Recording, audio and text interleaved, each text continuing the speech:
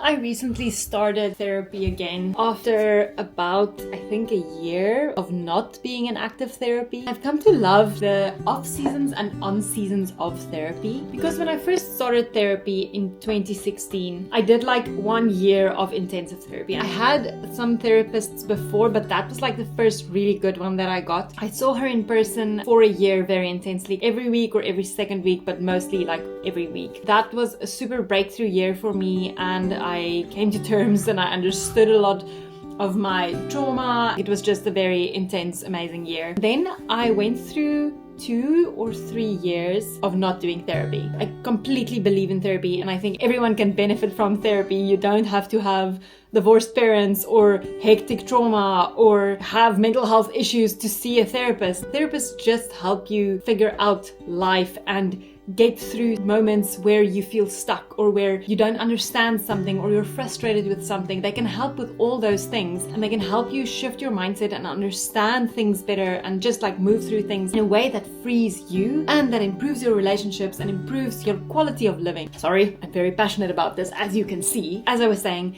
I went through these like 3 years of not being in active therapy. However, I learned such cool tools and skills in that year of therapy. I could utilize all those skills to continue learning about myself, continue understanding myself better, take those tools and discover things deeper. And I did a lot of work kind of behind the scenes, even when I was in active therapy. My therapy year, I grew so much. It was such an amazing year, and I became a much healthier person. And then in those 3 off-season therapy years, and in that off-season, I grew so much as well. And it's so cool because you kind of go through this phase where you had your floaties or the mama bird helped the baby bird like get out of the nest, and suddenly the baby bird needs to go fly. So yes, I just used the mama bird baby bird metaphor for myself and my therapist.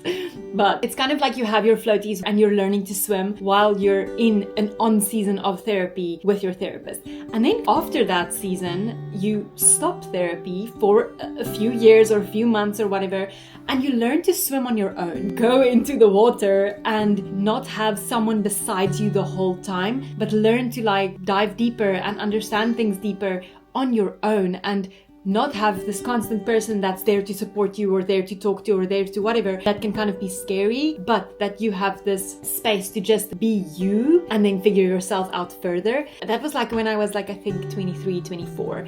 Then when I turned I think I was like 27, 28. It was like 3-ish years. I found her again, my therapist again. And at that time she was living in Sweden and I just moved to Germany. So suddenly we were in like the northern hemisphere, not in South Africa, both of us anymore. And we started doing these like online sessions, and they were just as amazing. Like it felt like we were just sitting in the same room. She actually told me that it's so interesting because it's kind of like on the clock, I'm phoning her at the right time to start doing therapy again, because she said so many women, especially as they near their 30s, that's when they have gone through so many different identity changes that suddenly they want to do therapy again.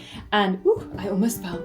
Anyway, that they want to do therapy again because they've gone through so many identity changes, and you're almost 30, you're in your late 20s, so you've kind of matured a little bit. Previous time I saw her, I was still in university, and after that I got engaged, I got married, I got a job, I then became an expat, and all of those things were such big changes in my life that I was like kind of coming to terms with all these identity shifts. And then because I moved away, there was something that shifted in me because I literally moved to the other side of the world that made me feel different, and like I could deal with my issues in a different way. I love seeing therapy as like an onion with layers. When you start therapy, it's like the full onion and you have to like peel like the first layer, and it's like this, you go 360. Ooh, I just broke my nail. No! Ow!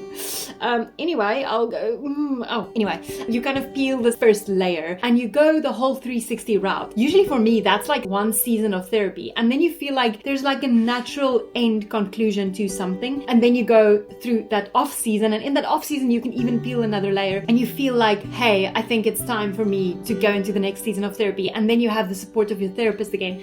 Go through the next layer, like 360 again. And you might deal with the same kind of issue, but on a deeper level. And that's basically then what happened to me. It's almost like because I was so far away physically from the things that I was surrounded by when I experienced traumatic things, now suddenly I was super far away physically, and something in me felt freer to deal with certain things. Then I also didn't see her for a year, and the last 2-ish months I started feeling like, there's a lot of like topics coming up, and I feel a little bit stuck, like I don't know exactly how to move forward from this, or I can't figure this out. And I feel it's that time again for me to go into therapy with her. Now I'm in my active season of therapy, so I'm really excited about that. I really feel I need those off seasons to just kind of fly on my own, or swim on my own, or do some sport on my own. Okay, yeah, so I'm really passionate about this, can you tell? It's actually really cool if you have these on and off seasons of therapy, like learn to fly on your own. If you've never been to therapy, I can just tell you that that's the thing that I would spend that money over and over and over again if I could. I am going to start a therapy fund for my children the moment that they are born. University fund can come later, but the therapy fund's going to come really early on, because that's literally the thing that has changed my life in the biggest way. And my life wouldn't be my life. I wouldn't have the quality of life that I have now if it wasn't for therapy. Also, if you get a therapist and you don't like them, test a few out until you get someone that you really like gel with, because there also are some therapists that might not be for you, and there might be others that are just like exactly the person that you need. Yeah. Okay. Yay, therapy. I'll keep you updated. I'll probably share multiple like revelations as I go through this journey again this year. Okay, this is the Stefanie Low Show. If you like conversations like this about mental health and therapy and healing ourselves and discovering ourselves and life, I'd love to have you here. Do the things. This is your space. Okay, bye.